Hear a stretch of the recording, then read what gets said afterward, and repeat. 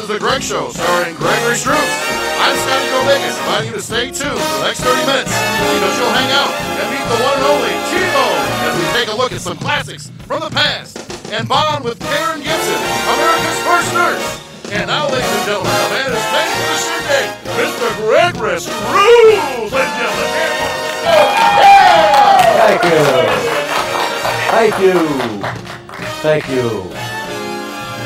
Thank you. We're just waiting for the song. I like that song, don't you? Beep! All right.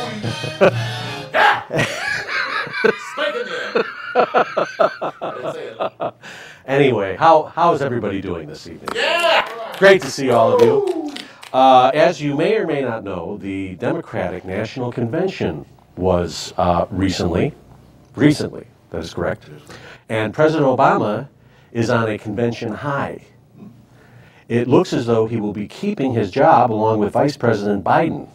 So you see, he is a job creator after all. Mitt Romney's religion does not believe in one consuming alcohol, caffeine, or partaking in premarital sex, or dealing in reality. Is there an audience? Please laugh. I don't know, but Mitt Romney resembles a pastor who is in charge of the Saturday evening service. Looks right for the part, but not quite ready for Sundays. Dry humor, folks. Dry humor. Did you see President Obama's birth certificate? It was posted on the internet. Yes, it even had an official watermark. I'm not quite sure that Gunahakalugi is Hawaiian.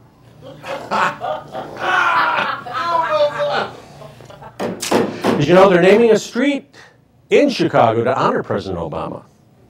It heads into Lake Michigan's deep end, just like our economic prospects. Thank you. Political humor is just a little too prof. And if re-elected, President Obama promises to cut taxes for the middle class, end the war in Afghanistan, and be a mentor on NBC's The Voice. Hello. Hey now. Yes. Hey now. Did you know it was rumored that Mitt Romney despises the poor so much that he burns his cash to get rid of their stink? Wow.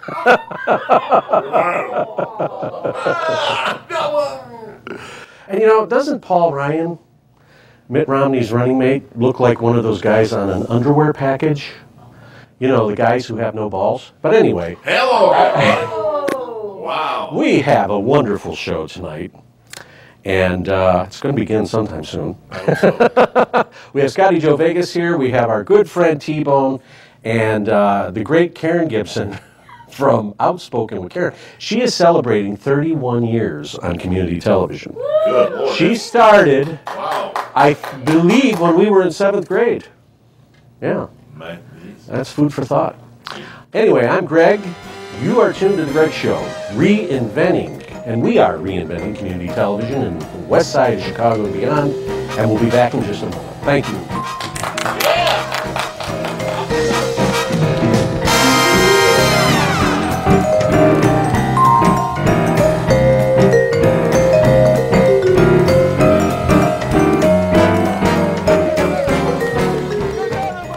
Hi again, everyone. This is Mike, the floor manager here at the Greg Struss Show. Hi, Mike. How you doing? I'm doing all right. How you doing, Greg? I can't tell you how happy. About this, this is our new edition of the Greg Show. We're going to have a mystery guest from the past shows, and you're going to try and guess who they are, so let's get going.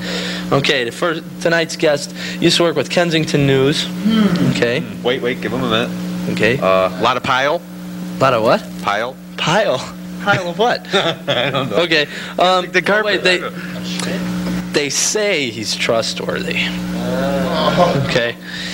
Captain Kangaroo. No, close. They wear the same suits. Dan Schmidt. No. And it is said that he still lives with Mom and Dad. Any guesses? Any tries? Herman Munster. No. No tries? Okay, let's bring him up! It's Joe the Train Man, the mystery person, this week on the Greg Struss Show.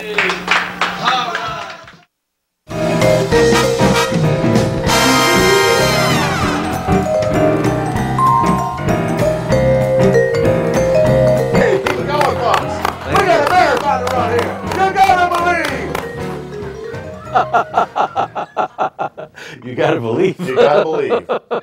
It works. How you doing? I'm doing well. Cheers, man. How are you doing? Good to see you, my friend. Good to see you.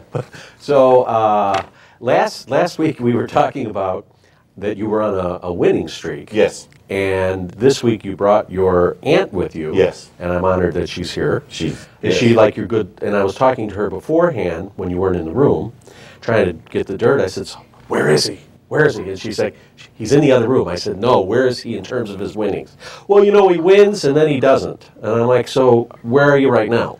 I'm probably, is this after buying everything, or is this just on cash on me? I don't know. Well, it's funny because when I left here, you know, I had my roll on me, and I doubled my roll, and then I just randomly gave people money and bought stuff, and, you know, I'm not your typical guy that just sits there. I mean, when people are hurting, I help them out if I hear a sad story. Okay, so you were talking about how you gave somebody $545 for a mortgage, mortgage payment. Did she not realize that she didn't have $545 for the mortgage because she was at the casino? She was sad. Well, you know, it doesn't have to always be people at the casino, because there was a kid that he got his shoes stolen off his porch, and something invited me to go tell this kid and say, "Let me buy your shoes," because when I was in Thornton, I had my shoes stolen. Right.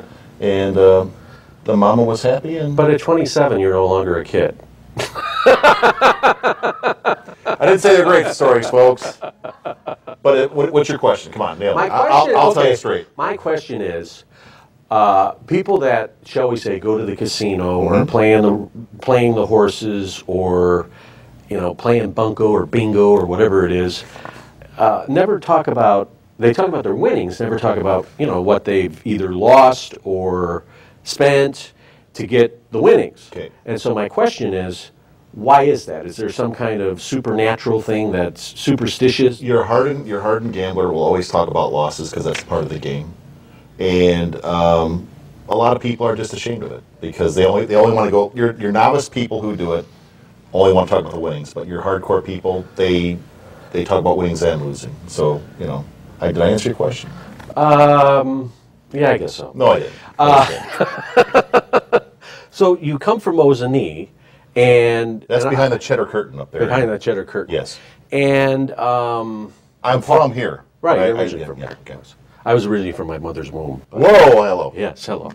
So, are the casinos different up there than coming back home here to Chicago? Yes, because they're more of a larger firm owns them down here, and they're more Indian casinos up there, and they have Polish casinos, but that's a scratch-off table at the Quick Trip or something like that, but or Kmart. No, but I'm just glad to be here. I'm glad you invited me. This is nice. You know, it's not every day you can just sit here and talk to a man on TV and look at Randy Draves behind a counter. Excuse me, camera. How about that studio audience, ladies and gentlemen? Let's hear from Mr. Struss, man. Bless him. Now explain, because a little later on we're gonna introduce T-Bone. He's on the show tonight. I love T-Bone. I do too. He's my favorite piece of meat. not sexually, folks. Let's clean it up. So, Randy came in tonight. Randy is a part of the old crew. And Randy's part of the old crew. Yeah, the old Memphis Mafia. He was like, he gave me a hug on the last show, and he's like, you know, it almost went for like the open mouth kiss, but I just wasn't going to do it. I need manipulation of my buttocks, but go ahead. Go ahead. You weren't at the last show because you had just gotten married the first time. The first Now, if you want to talk about gambling, that's two marriages. So Randy, the last time I saw Randy probably had to be when he was working for your company, or my folks, your folks, and then and then I don't know what happened. So it's funny that how life, everything kind of comes full circle, and we're able to see each other and laugh and all that stuff. I'm just glad there's no really hard feelings because it's a beautiful thing. I mean. Think about it. We're all humans. What? I mean, but we're all. I mean, just like you didn't call me anymore, and I sat by the phone, I flicked my hair, all that stuff. If you still have any left, I mean, most people don't right now. But we're gonna introduce people. What's coming up now? Are you coming next week or not? If you have me, I'll come. You know, that doesn't sound too good. Wait a minute, let me try this again.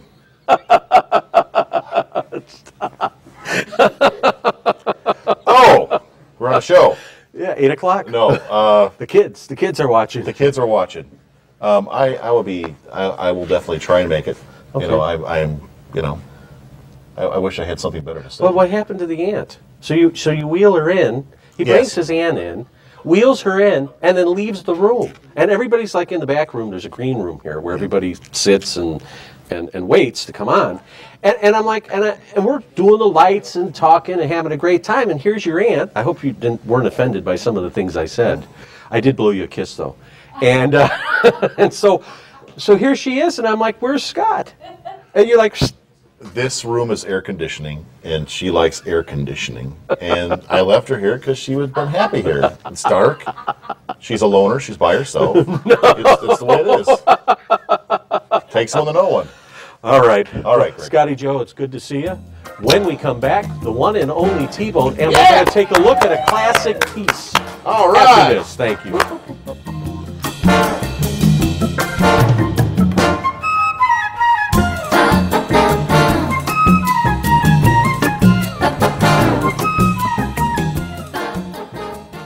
With the author of Murder on the Glitter Box. Is that right? Murder on the Glitter Box. None other than Mr. Steve Allen. Few people realize that you were the creator of The Man on the Street. How did that happen? How did that come about? That you decided all of a sudden one day the Man on the Street interviewer for the late night talk show? Well, for those who read newspapers, it's an ancient journalistic feature. We were simply satirizing it. To this day, most of the newspapers in the world deal with what they call the question of the day. What do you feel about the Supreme Court ruling on abortion? Or should Milton Berle wear women's dresses anymore? Or whatever the question might be. And then they send out, as they used to call him, an inquiring reporter and a photographer to go around Cleveland or Chicago or Detroit or Nairobi and put this question to 4 or 5 different people. So in doing Man on the Street on television, I was simply, as I say, using that old journalistic device, but of course for comic purposes.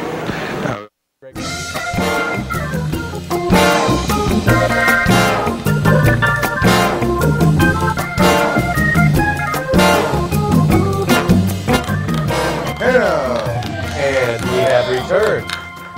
Thank you.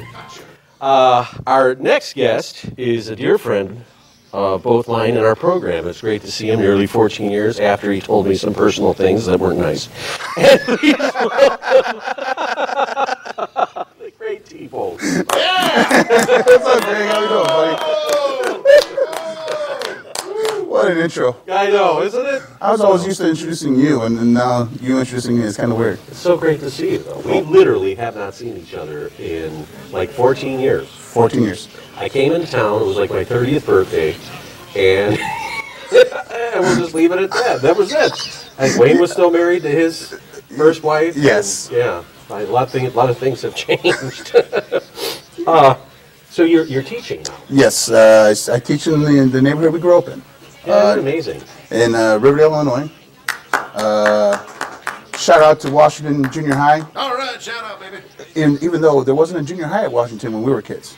There wasn't. No, it only went K through 6 when we were there. Oh, Washington. Okay. Yeah, That's right. because then the kids would go over to Roosevelt. Yeah. And so I've been there for 2 years, 14 years before that at Lincoln. Well, Lincoln always, when we were at Lincoln, we always killed Roosevelt with all the basketball and everything else. I went to Roosevelt when I was a kid, and I remember us defeating Lincoln all the time. So let's not bring that up there, buddy. Anyway, we ended up talking last week till about 2 o'clock in the morning, and I'm not kidding you. I was in tears because we were reminiscing about some things that had happened on the show back then. And some people have been kind of asking me, like, why are you doing a lot of this older stuff? And I said, because it's kind of building our backstory. We wanted to do something that was fun and building our backstory. And then as Celine and I were talking, we thought, why not have the people come on the show that were part of the backstory? I feel bad for you that you had half me back. So, no, but you're right. You got to remember, I came into the show in high school, and you had your show in high school. Right. I was just a guest. Some things that we did on those shows were weird, but they were fun. And then I had to replace the voice. And Scotty-Joe Vegas right there is the voice and always will be the voice of the Greg Struss Show. Thank you, man. Thank you very much. Back I'm at telling you. you right now. Back at In you. fact, Greg can tell you that on the phone last week. I said, there was no better co-host than Scotty-Joe Vegas. He did say that. And it's a hard person to try and follow. And then you said, I'm really tired of talking with you, and I've boosted you up enough tonight. Good night. Remember, I had to go to work in the morning. That's right. So, that's right. But yeah, it was a fun time doing the show. One of the things that you did was, you know, a honey bun. He ate a honey bun in one bite, and then he came on. We had done the Greg Show 10-minute shows closed circuit in our high school. So we're going to take a look at your very first appearance on this show. I think it was way back in '85, or this is one of the oldest tapes we have of the show. And you had eaten a honey bun, and then several weeks later, as one of my senior projects, I said I wanted to do a live show because we used to tape them. You know, before I started slandering one of the teachers who was in charge of the paper, he said, no, we would do the show, and in like 10 minutes would be taken out, and we'd have a 2-minute show. But if Bob would be so kind to roll this is from an appearance on the Greg Show in Thornton, where you ate a honey bun in one bite, and then we're going to take a look at 2 or 4 cupcakes or something live in the morning. So here it is.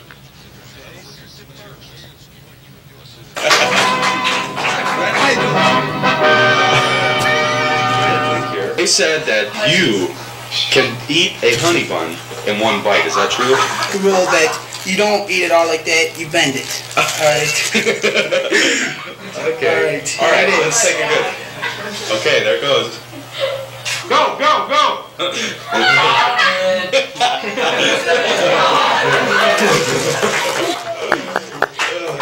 So, can you breathe? How long does it Call Guinness. Can you talk?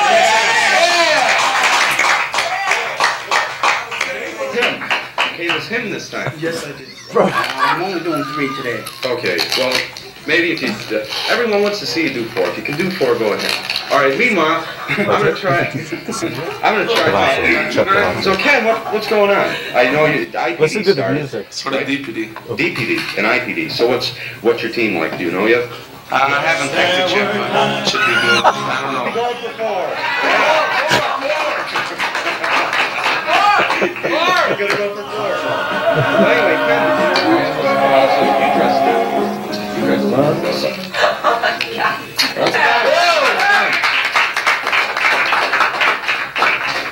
Napkins, please. Napkins, please. Oh, wow. You know, I never did thank you, because I think those 2 shows started on my path of type 2 diabetes. That's great. So, thank you. Just kidding. Type 2 diabetes. Oh, my God. There was this other time that you were on years later, and we had, at the time, there was this big brouhaha, if you would call it, about the American flag. Artists were using the American flag, either burning it or laying it on the ground and being disrespectful to it. So we had a couple gentlemen from the local VFW in Calumet City. I know Connie Bigas is the first gentleman. We're not going to see him. But for the life of me, I cannot recall the man who is going to be speaking shortly. But anyway, T-Bone was in the audience and always was applauding. And at the studio was this like little container that had like a switcher, and it was a portable studio essentially. So you're sitting on this piece of equipment, and it had a mesh top. So this gentleman's talking about, really talking about the flag. And then you applauded, and then this is what happened. So let's take a look at this. And I was in tears when I saw this, and we were talking about it. It's not a piece of cloth. There's a meaning for every color on that flag. And for anyone to do something like that, and to get it's some pinhead in this country to do something like that, I think our legislators ought to go back and make an amendment. What were your feelings? Okay. Is that terrible? That's a professional. He did not slip up one bit. He kept on going right after that, didn't he? He didn't look. He heard that noise went off, and he kept on pushing that flag. That's how much he believed in America. So when we were talking the other day, I'm not kidding you, I was in tears And I've watched that thing a couple times, and I think I want to watch it again. Let's take a look at it again. Something like that. And to get if some pinhead in the country can do something like that, I think our legislators ought to go back. What were your feelings? You know, and who says that you can't have fun when you're doing this kind of thing? It was a great time. All right, I think they're getting ready to wrap us up. We would love to have you come out. I don't know if you're interested in joining us. Randy's here tonight. He was one of the original guys. Celine's here. I'm here. Scott's here. I think the goal is to eventually kind of build. I feel like it's the Blues Brothers where we get the band back together. Got to get the money. Got to get the money for her. What was We're on a mission from God. Mission We're on from a God. mission from God. Anyway, T-Bone, great to see you. Great to see you. Let's hope another 14 years. Yeah. All right, we'll be back in a moment with our star, Karen Gibson from Outspoken. After this.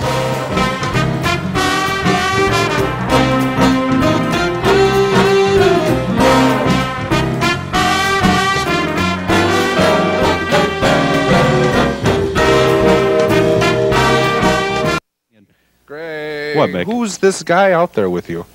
Well, to tell you the truth, Mick, I've been receiving quite a few harassing phone calls from some female viewers who are obsessed with me. And to tell you the truth, I'm pretty insulted that you don't know who this gentleman is. Because this is the best badass bodyguard that money can buy. Ooh. This is freaking Steven Seagal! Let's hear it for Steven. Great. Go. Hi, Steven. How are you? Jeez, and he will be... And he'll be with us, he'll be with me, by my side, for the rest of the show. And,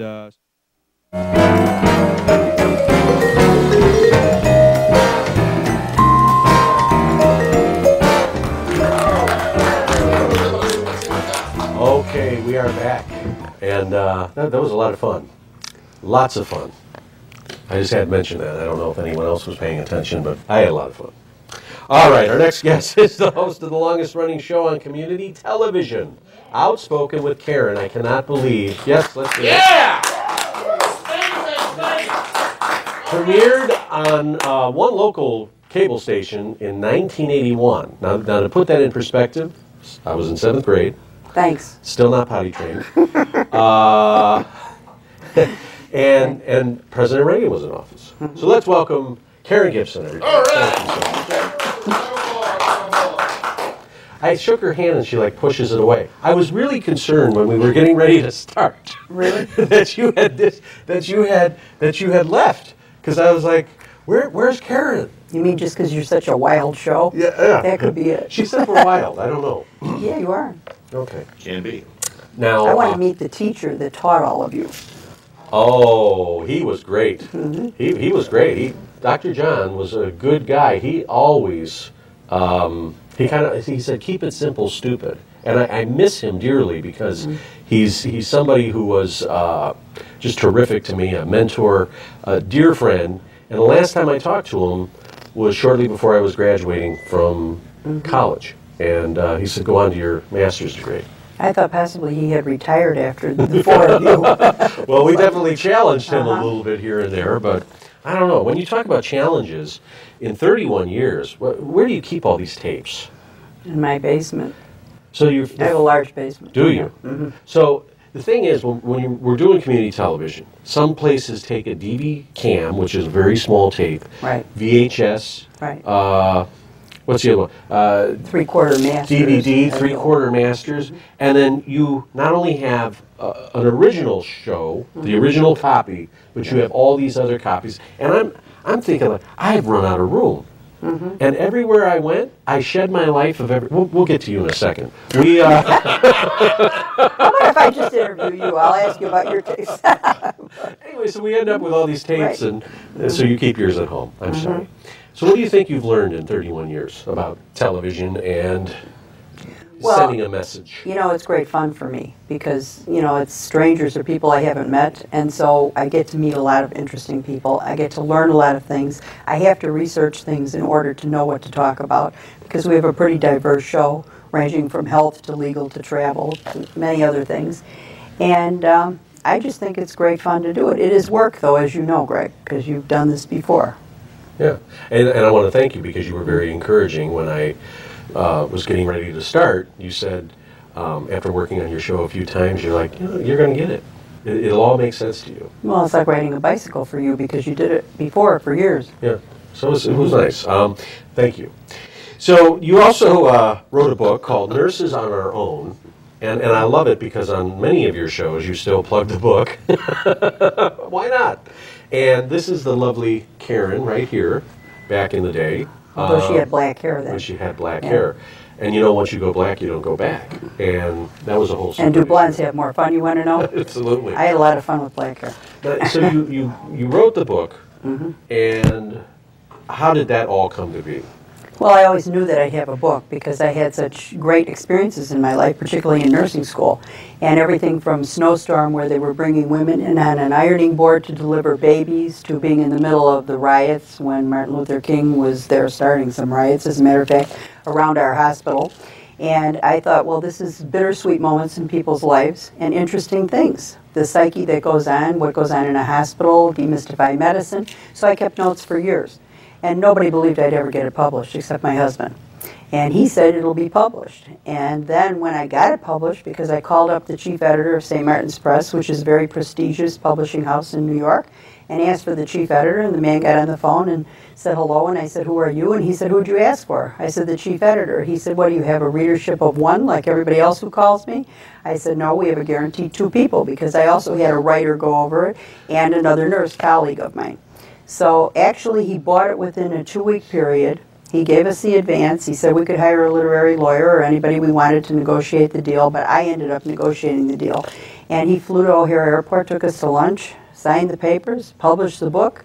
Avon bought it in paperback and republished it, and it was optioned for a TV movie. And the screenplay was written by the man who wrote They Shoot Horses, Don't They?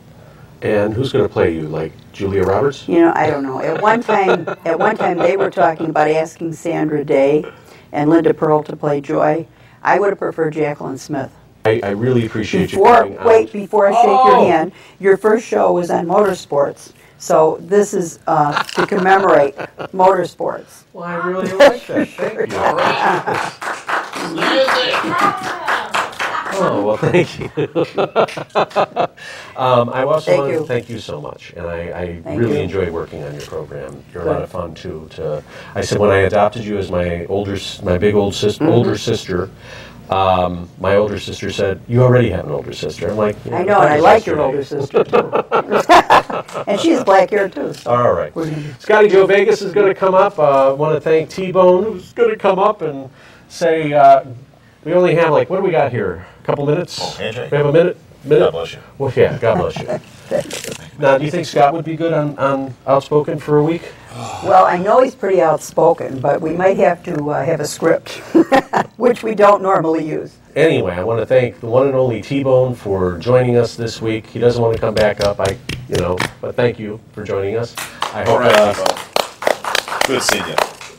Karen's show is Outspoken with Karen. You can watch it on the internet at Ustream. And she's also on Before Us, right, on Wednesdays at 7:30 on Wednesday evenings. Greg Struss, thanks for watching. We'll see you next time. Good night, everybody.